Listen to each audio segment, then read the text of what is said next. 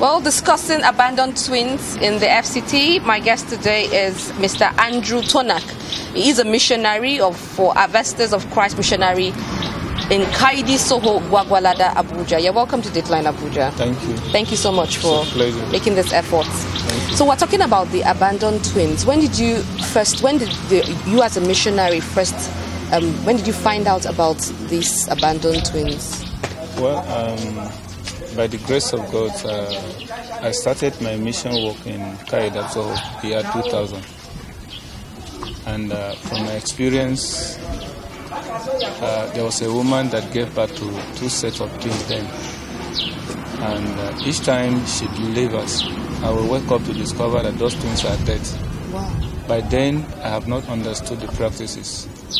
It was after some times that I later discovered that there's this practice of killing of twins among the Basa.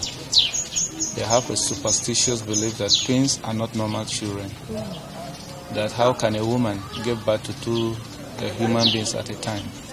So they term them demonic. So later we discover that these twins were deliberately killed, not that they died by sickness or anything. That was when we now swing into attempting to deliver these twins, and we started enlightening and telling them these twins are not demonic. They are normal human beings like every other human being, and of course they are a blessing from God. So when Ayuba's wife delivered twins, I now walked to him and I warned him. And I said, I discovered this is the practices you people are practicing. These twins must not die. These are normal human beings. If you feel you can't keep them, please give them to me. There's a place I will take them for safety. And of course, for long I have understood that Bro Stephen Shola had been having a heritage where he rescues such children. And then I called him on phone. I said, look, we have a set of twins. And then he asked me to bring them over. Okay. Ever since, and since then, you've been bringing. We have so many of them in this heritage. Yes. According to Vine Heritage, Mr. Stephen, he says they have about 12 twins, sets of twins. Yeah, and then triplets. From Kaida. Axis, yes. So we know that these practices are still going, but there's a huge sensitization program by the government or intervention. How successful would you rate that?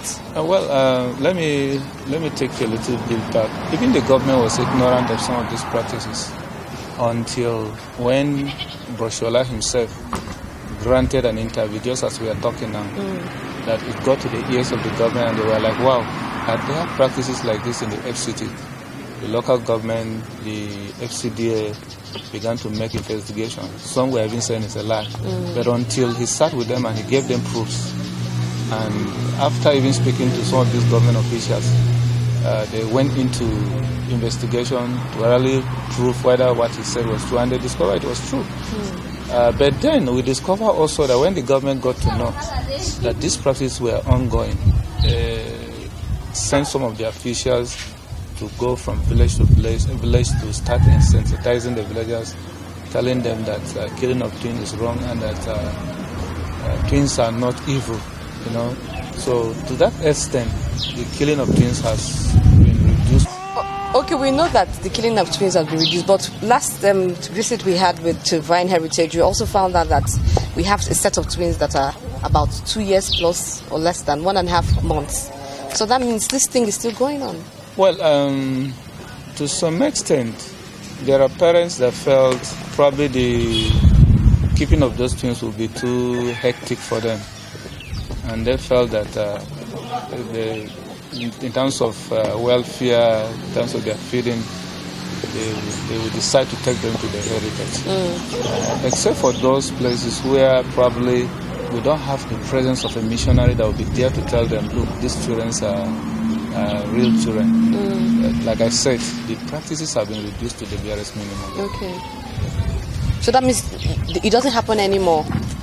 Well, I want to believe it's not happening again. Okay. Based on our own effort to stop it. Okay. I want to believe it's not happening.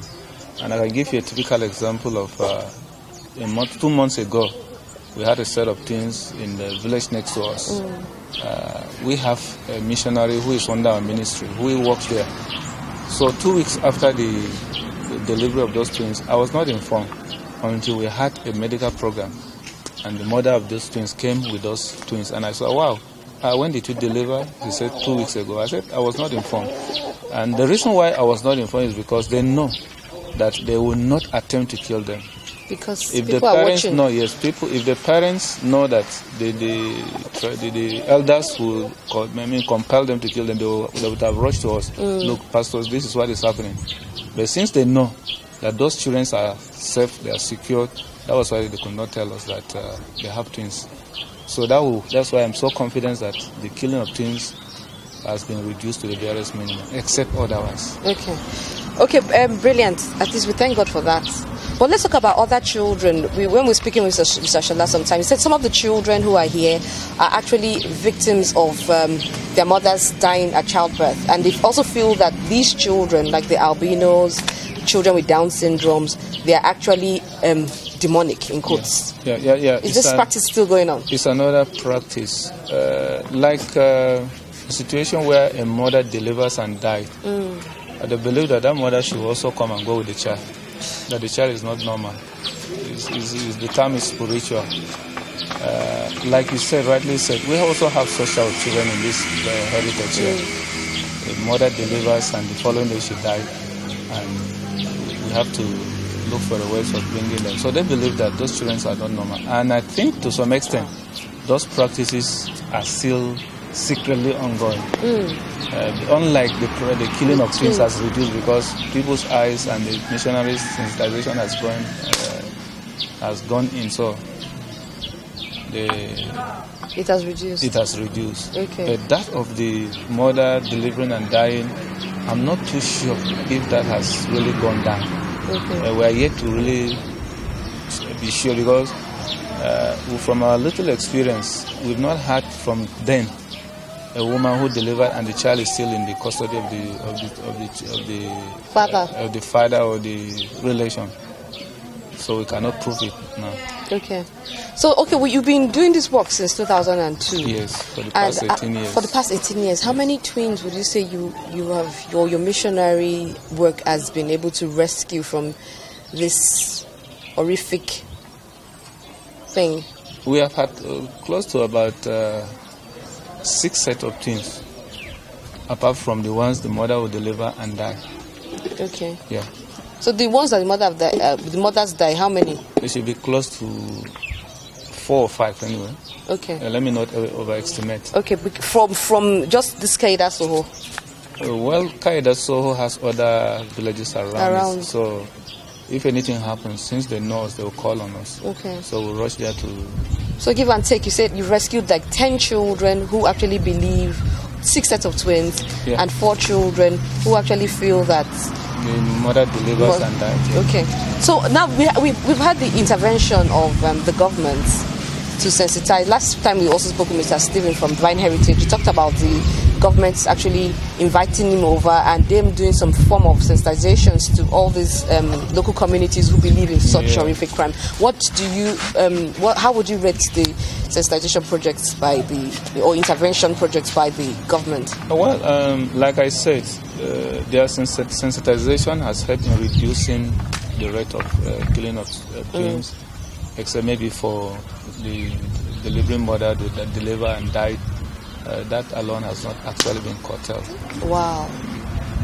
Okay, so let's talk about your healthcare system, because we know that if mothers are dying, it doesn't have anything to do with being spiritual. It has to do with base of lack of basic health facilities. That, of course, yes. So, what do you have? How would you rate your health system in Gwagwalada or Kaida Soho? Where we are close, almost 7 kilometers from where we are to the government hospital. Okay. And from my own little experience, where if a woman delivers and she has complication, then I have to rush to town, look for a vehicle that will come and convey that woman to the hospital. Yeah. Yes. And I discovered that there was this problem of access to healthcare. the villagers having problem and they find it difficult to get to the village. So we decided as a ministry to start a healthcare system. We have a clinic that is taking care of the villagers right now that we are talking. But well, government has built a clinic, a hospital. Let me call it that way. But the rate of healthcare, the tendency is not that too okay, because the nurses and other staff are not living in the village. They come from town. And they come at will. They don't come every day. Well, not every day, especially once it is rainy season, because of the access road. Okay, well, we're rounding up shortly. I would like you to use this opportunity to also talk to the government, because we have to, you as a missionary, is just a group of people together from your Harvesters of Christ. For Christ Ministry. For Christ Ministry. Yeah. Of course, with the bulk work still lies down in the government's hands. One, you talked about basic health care. If you find out these things, you will know that it's not spiritual. It has to do with proper enlightenment and, basically enlightenment. These people actually feel that this barbaric thing still happens. But, the intervention of the government is, I want to use this medium to talk to appeal to the government for health care facilities, and also maybe come back to sensitize. If you say the rate of the killings for the children that they abandoned from dead mothers is still very high, that means a lot more still needs to be done. Don't you think so? Yeah. Well, I use this opportunity as a missionary working among the villagers who knows the problem with the villagers to talk to government if they can kind of bring in more nurses, people that will give concentration to the need of the people in terms of health. Because most of the health workers are not staying in the village. They come from the town and they go back, maybe at will. But we want to appeal to government to please maybe look for a way of trying to improve the healthcare provision for the villagers, especially in remote areas. Yes. And again, I want to tell those who probably have this experience of a mother delivering and dying, and they believe that that child should not live. No, those children are not evil. They are normal children. It's just a circumstance, probably antenatal cases where a woman delivers and she overbleed, she will die in the course of overbleeding. So they should please take care of those children, because those children are normal children and they are a gift from God. Okay. What of the social welfare department? Do you think you have something to say to them? Well, the social welfare department has a lot of role to play in helping the villagers. So we also call on them to please look at the villages and think of what to do. It's their duty, it's their work, that they should come into the villages and see what they can do to help the villagers. Are you working hand in hand with the social welfare, or you are working alone? Have they come to intervene? No. We've never had any intervention from them. We work as a ministry. No government has ever partnered with us. No government has ever come to say, what are you doing? So we work as a ministry. We don't partner with them. Even the drugs we use in the clinic have been sourced by individuals from time to time, not all the time. The government hasn't done anything in respect of that clinic. They have not been identified with what we are doing. Well, thank you so much. I've been talking to Mr. Andrew Tonak. He's a missionary for Harvesters of Christ Missionary, one of the major people or missions that cater for these abandoned twins in Keida, Soho, Gwagwalada, Abuja. The program is Deadline Abuja. Stay tuned. I'll be right back.